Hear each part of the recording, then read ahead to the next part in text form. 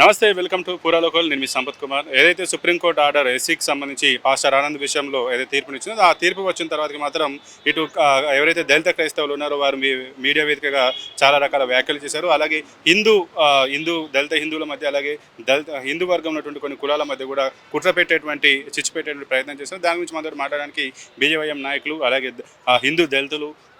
హిందూ దళితుల కోసం, వారి యొక్క హక్కుల కోసం పోరాటటువంటి అరవింద్ గారు ఉన్నారు. వారిని అడిగి మరిన్ని వివరాలు తెలుసుకునే ప్రయత్నం చేద్దాం. అరవింద్ గారు, నమస్తే. నమస్కారం. ఇప్పుడు ఏదైతే ఈ సుప్రీంకోర్టు తీర్పు వచ్చిన తర్వాత జరిగేటువంటి నాటకీయ పరిణామాలను మీరు ఎట్లా చూస్తున్నారు, దానిపైన ఎట్లా స్పందిస్తారు? సుప్రీంకోర్టు ఇచ్చిన తీర్పుని మనస్ఫూర్తిగా ఒక ఎస్సీ బిడ్డగా స్వాగతిస్తున్నా.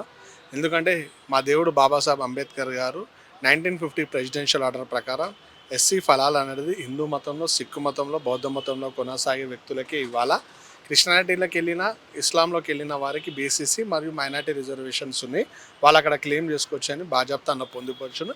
దాన్ని బేస్ చేసుకుని సుప్రీంకోర్టు చింతా ఆనంద్ కేసులో తీర్పునిచ్చింది. దాన్ని స్వాగతిస్తున్నాం. కొంతమంది ఎవరైతే క్రిస్టియన్ మాఫియాకి, క్రిస్టియన్ మిషనరీకి అమ్ముడుపోయే వ్యక్తులు ఉన్నారో వాళ్ళు అటు ఎస్సీ హిందూగా వండుకుంటూ అనేక ఫలాలు దొబ్బి తిని తీరా మా అసలైన గరీబ్ ఎస్సీలకు ఫలాలు దక్కాల్సిన టైంలో క్రిస్టియన్లను తీసుకొచ్చి పెడుతున్నారు. ఇది ఒక కుట్రగా మేము భావిస్తున్నాం.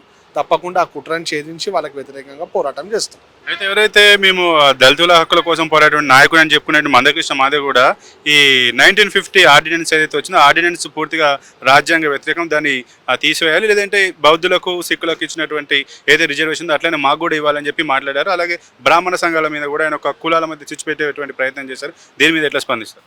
అయ్యా జాగిరా, రాజ్యాంగ ఫలాలు ఓనికి పడటానికి వంచనీకి భారతదేశ గడ్డ మీద పుట్టిన మతాలలో కొనసాగే వ్యక్తులకే ఈ రిజర్వేషన్ ఫలాలు దక్కాలని చెప్పి రాజ్యాంగంలో పొందుపరిచారు.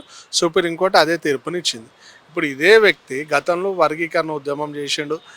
మాదిగా అన్నదమ్ముల కోసం సుప్రీంకోర్టు వర్గీకరణ అనేది చేసింది, స్వాగతించినాం. అదే సుప్రీంకోర్టు అప్పుడు స్వాగతించినప్పుడు నువ్వు సుప్రీంకోర్టుని నెత్తిమీర ఎక్కించుకున్నావు. ఇప్పుడు ఏదైతే ఎవరైతే క్రిస్టియన్లకు కన్వర్ట్ అయిన వ్యక్తులు మా వాళ్ళని అడ్జేస్తున్నారు అని చెప్పి తీర్పునిస్తే దానికి వ్యతిరేకంగా నువ్వు మాట్లాడతా అంటే రాజ్యద్రోహి కిందికి వర్తిస్తుంది. నువ్వు నిజంగానే చిత్తశుద్ధి ఉంటే ఫస్ట్ ఎస్సీ హిందూ మాదిగా ఉన్న సర్టిఫికేట్ ఉందిగా క్యాన్సిల్ చేసుకొని నీవు ఏం చేయాలంటే పద్మశ్రీ అవార్డు అనేది వెనక్కిచ్చేయి. అప్పుడు వెనక్కిచ్చినాక నువ్వు క్రిస్టియన్ల కోసం కొట్లాడు. ఎందుకంటే ఆ అవార్డు అనేది హిందూ మాదిగల కోసం కొట్లాడినందు కాబట్టి నీకు ఆ గుర్తింపు ఇచ్చారు. మాదిగలకు ద్రోహం చేస్తున్నావు కాబట్టి నువ్వు ఆ పద్మశ్రీ అవార్డు అనేది వెనక్కి ఇచ్చేసి నువ్వు క్రిస్టియానిటీ కోసం కొట్లాడుకో. అయితే ఈ ప్రొఫెసర్ గాలి వినోద్ కుమార్ గాని కావచ్చు, లేదంటే ప్రీతం గాని కావచ్చు, కేవలం వీళ్ళు అంతా ఈ ఆర్ఎస్ఎస్ బీజేపీకి సంబంధించిన వారే వెనుకొండి దీన్ని ఇట్లా చేస్తున్నారు. దీని సుప్రీంకోర్టు తీర్పుకి వచ్చే విధంగా వాళ్ళు చేస్తున్నారు. కేవలం ఈ దళిత క్రైస్తవులను ఇట్లా అంచే విధంగా కొన్ని హిందూ శక్తులు పనిచేస్తున్నాయని చెప్పి ఆరోపిస్తున్నారు. దీనిపైన ఎట్లా స్పందిస్తారు? గాలి వినోద్ కుమార్ పెద్దలు, గౌరవనీయులు ఉద్యోగం చేసే సమయంలో ఎస్సీ హిందూ సర్టిఫికేట్ పెట్టుకోండు. ఉద్యోగం అయిపోయినాక ఆ బెనిఫిట్స్ అన్ని పొందినాక పిల్లలకి ఎస్సీ బుద్ధిజం సర్టిఫికేట్ పెట్టుకొని జాబులు తీసుకోండు. అన్నీ సెట్ అయిపోయినాక ఖాందాన్ మంచిగా సెట్ అయ్యి మనోడు క్రిస్టియన్ మిషనరీ మాఫియాకి అమ్ముడు పోయి కొత్త దుకాణం తెరిచిండు. అదే క్రిస్టియన్ దండోరా అని. ఇక ఈవిల్ వ్యక్తులు చెప్తే మేము నమ్మాలా? చెప్పు బాయ్సాబ్, వీళ్ళు చెప్తే ఈ సిగ్గులేని వ్యక్తులు, సీము నెత్తురు అసలు ఈ విశ్వాసం లేని వ్యక్తులు చెప్తే మేము నమ్మాలా?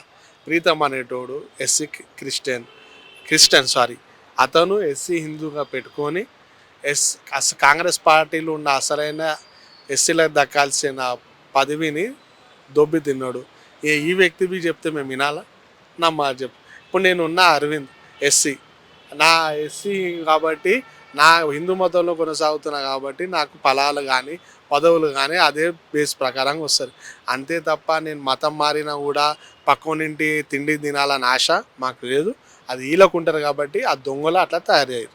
అయితే కొంతమంది చెప్తున్నారు, మేము కొన్ని సంవత్సరాల క్రితం మమ్మల్ని అంటరాని వారు చూసేవారు, మమ్మల్ని గుళ్ళకు రానిచ్చేవారు కాదు. అందుకోసం అప్పుడు క్రిస్టియన్ మిషనరీస్ వచ్చి మమ్మల్ని హక్కుని చేర్చుకొని మాకు ఎడ్యుకేషన్ ఇచ్చినాయి, మాకు ఆ సమాజంలో ఒక స్థానాన్ని కల్పించినాయి. అందుకోసం మేము మతం మారాము. కానీ మతం మారినంత మాత్రం మేము ఎస్సీ కులంలోనే పుట్టాం కదా, మా కులం మారలేదు, మాకెందుకు ఇవ్వరు అని చెప్పి ప్రశ్నిస్తున్నారు. ఇప్పుడు వీళ్ళు ఏమంటారు, హిందూ మతంలో మాకు కుల వివక్ష జరిగింది, గుళ్ళకి రానియారు అంటారు.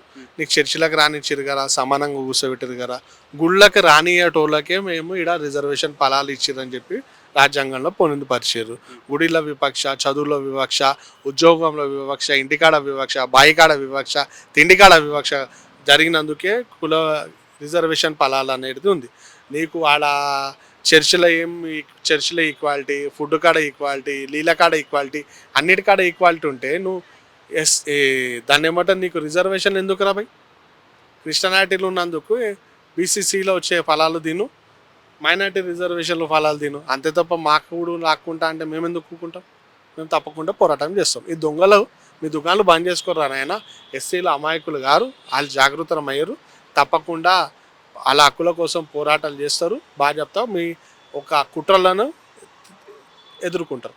ఇక చివరిగా ఏదైతే ఈ కాంగ్రెస్ పార్టీకి సంబంధించినటువంటి మల్లికార్జున ఖార్గే కూడా చీఫ్ ఎవరైతే ఉన్నారో, ఆర్ఎస్ఎస్ వాళ్ళు లేదంటే బీజేపీ వాళ్ళు, ఆర్ఎస్ఎస్ వాళ్ళు ఎక్కడ కనిపించిన వాళ్ళను నమాజ్ మానేసి కూడా వచ్చి చంపండి అని చెప్పి ఆయన ఒక పిలుపునిచ్చారు. పూర్తిగా ఇది హిందూ భారత్ని హిందూ దేశంగా పనిచేయడానికి వీళ్ళు కుట్రలు చేస్తున్నారు, హిందూ దేశానికి మార్చడానికి పని చేస్తున్నారు అని చెప్పి వాళ్ళైతే ఆరోపణ చేస్తున్నారు. ఈ ఒక వ్యాఖ్యల పైన మీరు ఎట్లా స్పందిస్తారు? మల్లికార్జున్ ఖర్గే అనే వ్యాఖ్యలు, ఆయన హిందువులను చంపమని చెప్పి బాజాప్తా స్టేట్మెంట్ ఇచ్చాడు.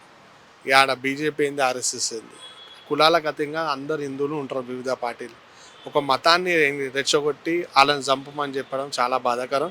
ఆ ఉమర్కి తగ్గట్టు మాట్లాడవలసిందిగా మీ ద్వారా కోరుకుంటాం. Thank you.